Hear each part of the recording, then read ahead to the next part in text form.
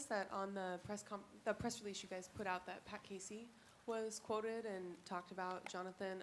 I heard through the grapevine that you talked to Pat a lot about what he thought you guys needed in a football coach, and I just wondered, as the single most successful coach here, like what advice he gave you? Appreciate the question. Actually, when we brought our search firm in, Glenn in, I had him meet with Wayne Tinkle, Scott Ruick, and Pat Casey individually. And I wanted to do that because I wanted nobody better to convey and articulate how special this place is and why, and how you can win and how you can be successful. And so Pat Casey was great, and he had known Jonathan a bit, as had Tink at Montana. So that was where I started. And in terms of advice along the way, really just making sure that as we move forward and develop that profile, we understood how this place was special, that Glenn, as he organized our month or so, that he understood this place as well. And, you know, Pat has a lot of intangibles. He is a model program, and he's a model leader for that program. And so there's always something you'll learn from Pat Casey when you sit down with him. Jonathan, Ronald Clark from KZI 9 News. You talked about recruiting incoming students, but obviously your recruiting starts here with these players now. What's kind of your pitch to the players who are here that are eligible for the NFL draft to keep them on the roster? Right. Well, first I got to get to know them a little bit more before I get any kind of detailed conversations with that. They're definitely going to be. We're going to re-recruit the kids that are seniors, juniors, sophomores, and freshmen, and then incoming freshmen. We're going to be recruiting them all, getting to know them all. And so, again, I go back to need to establish some trust between both parties needs to take place. And so we're going to make efforts to get that started very, very quickly. Jonathan, Eric Patterson, KGW. Obviously, you're very passionate about this school, and probably feel very fortunate that with this crazy chess game going on with all these positions, all these names flying around, what do you make of all this craziness right now? Yeah, it's definitely been crazy. I just know that timing's never perfect, but sometimes it is, and it was really perfect for me, for sure. Given this is your first time as a head coach, do you envision being the play caller, or do you envision handing those duties to whoever your offensive coordinator ends up being? Right.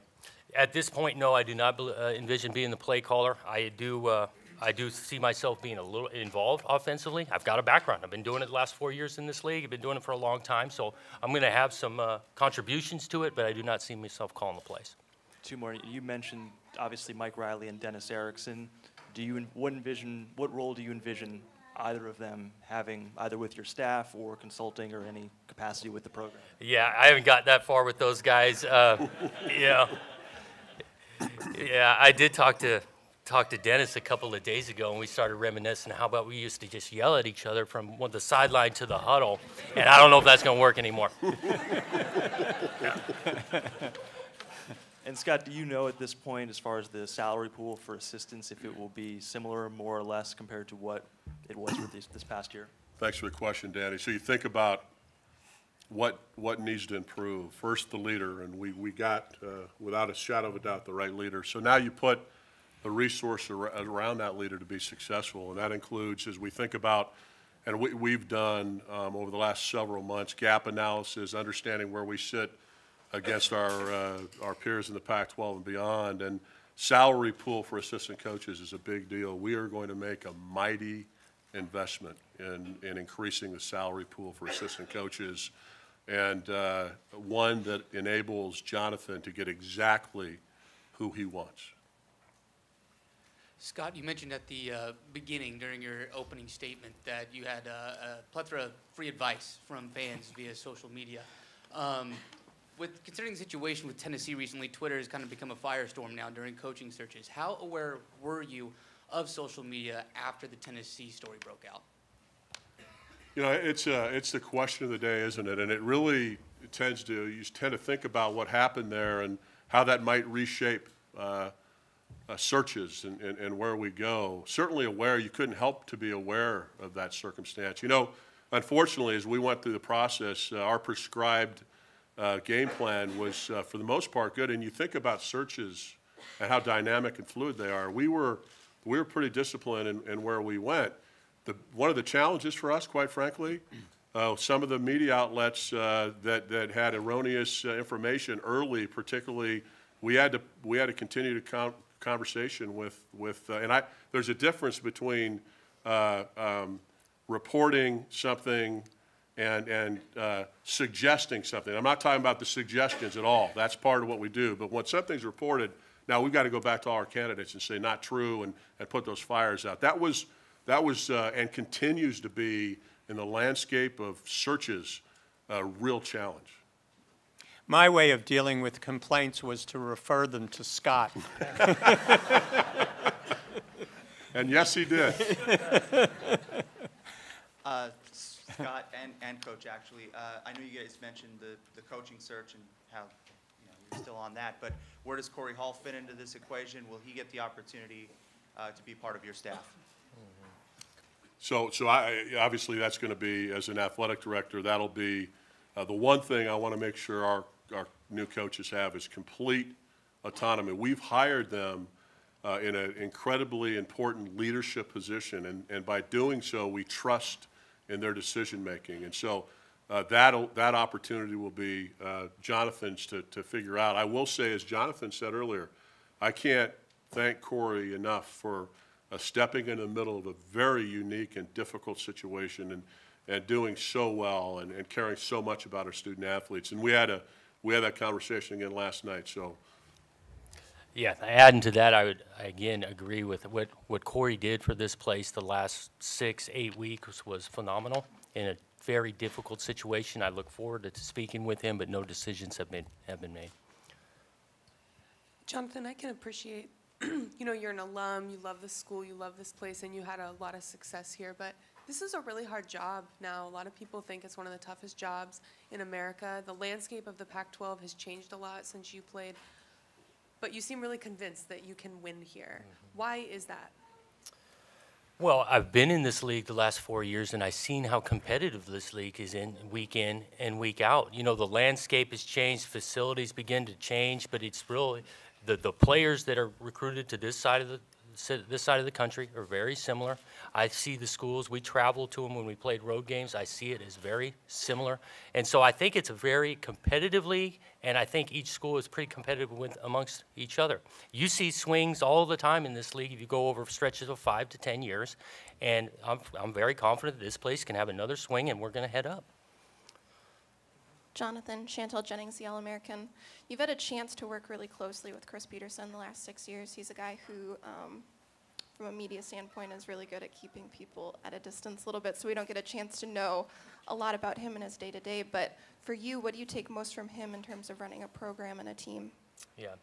I think he's elite, again, at setting a direction and a vision for a program. I go back to, again, creating an elite culture is the starting point, and he does that. He works at it day in and day out. That is something for sure that we will bring here in regards to the culture that's created, not just on the field either, but off the field, and the expectations and the standards that kids are held to under his leadership. I mean, I could go on and on about the guy because, again, 6 years with him, but for sure, he creates a clear direction for everybody. Everyone's headed in the right, same direction, and then he works at his culture very hard. Jonathan, Nick Cuppy from Fox 12. She's not here now. I think the MVP, though, the presser, has been your wife. With working with those, yep. How much has she helped been a backbone to you, been moving from Idaho to Montana, Boise State to Seattle, back to here? Yeah, she has been on board on all the moves, and we got married, and she had been living in Southern California her whole life, and came up to Corvallis, and then really fell in love with this place, and really started to fall in love with the Northwest. And yeah, we have circled the Northwest in all our moves, and now we're back to square one, which is exactly where we want to be. She does a great job with these kids, and yet this job / any coaching job nowadays, you got to have an elite wife, partner along with you, and I definitely got an elite one. Jonathan, Gary Horwitz with the Statesman Journal, welcome back.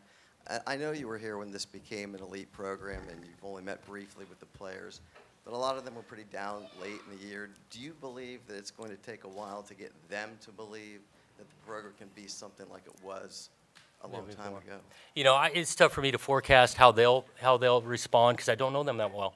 I do know that we're going to work hard and battle each day.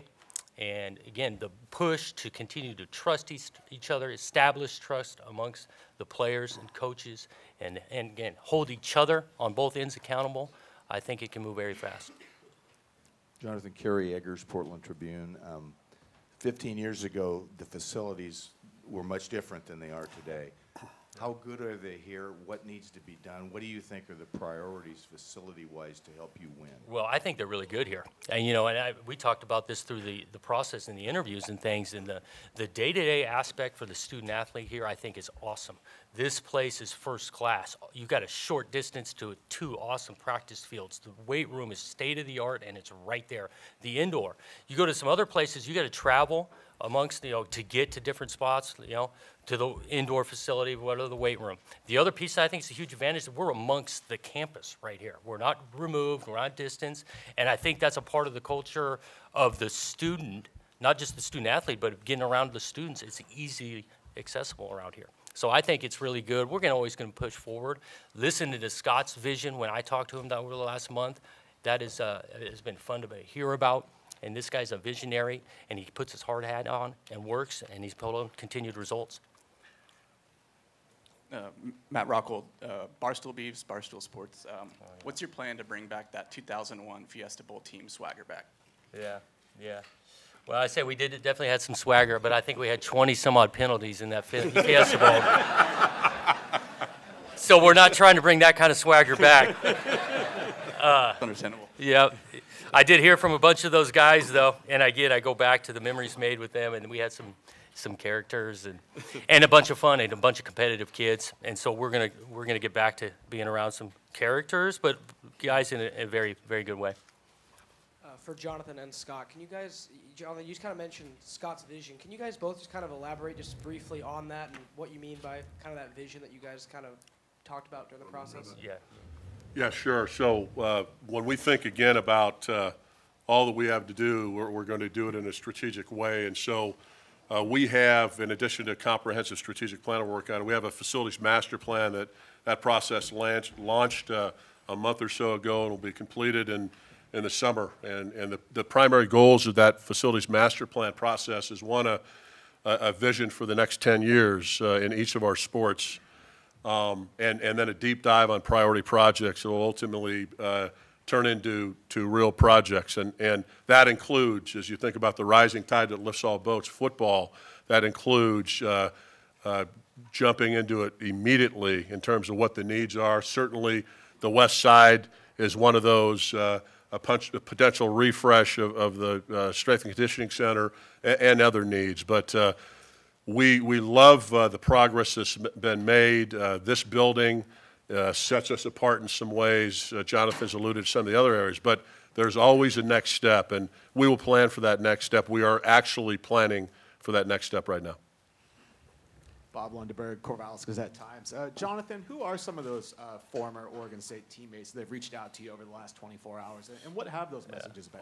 Yeah, well, I was showing these guys, I could pull my phone out. I got over 200 text messages right now. Now, they're not all from former players and whatnot, but Ken Simonton, TJ Hushmanzada, Marty Maurer, Chris Gibson, Bill Swancutt, Derek Anderson, Steven Jackson, and I could continue on, but those guys are special to me, man. You know, and we had some special times, but there's a short list to get you started. Coach, how important is it to have that Beaver culture coming back together with you coming as the head coach again? Yeah, I think it's really important. And, you know, again, starting with some of the former players here, because we've had some really good players go on and not just leave this place, but go on to the NFL and do some really good things. And it's not just about the guys that went on to the NFL. We've had some really good guys go on in the business world and have some great success. And so I think it's vital to bring those guys back and continue to educate our current guys that it's beyond football. It's beyond just trying to get to the NFL. And here's a bunch of guys that have come here to Corvallis and gotten this done and are living big-time lives, whether it's on or off the field. You mentioned having a recruiting base in Southern California. Where else do you envision going on from a national standpoint, whether Texas or Florida or different aspects? I see the recruiting footprint of for us is in the conference, in the states of the conference of the West Coast, and going over to Hawaii continually for sure. I think that Texas is not too far, but at the same time, you continue to fly over states where there's a bunch of kids you're flying over to get there. And so I'm not here to say that we are not going to recruit outside of the Pac-12 footprint, but we are definitely going to start there in that footprint, and then we will start more by car than by plane, because we're going to have car in this state, into the Northwest, and get ourselves into California, and then continue to expand out from there.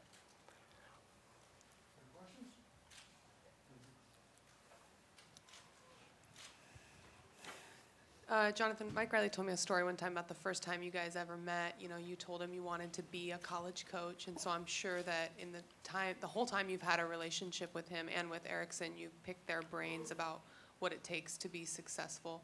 What have both of them told you about what it takes to win here? They both, lean on the experience that I had here and lean on what it took in regards to the type of players, the type of coaches, the type of culture that was here and was established, and lean on those experiences to draw you forward in what takes place now. Both those guys have been awesome and supportive. And again, we'll continue to stay in touch with those guys as it goes along, but both of them have been really encouraging to remember the days.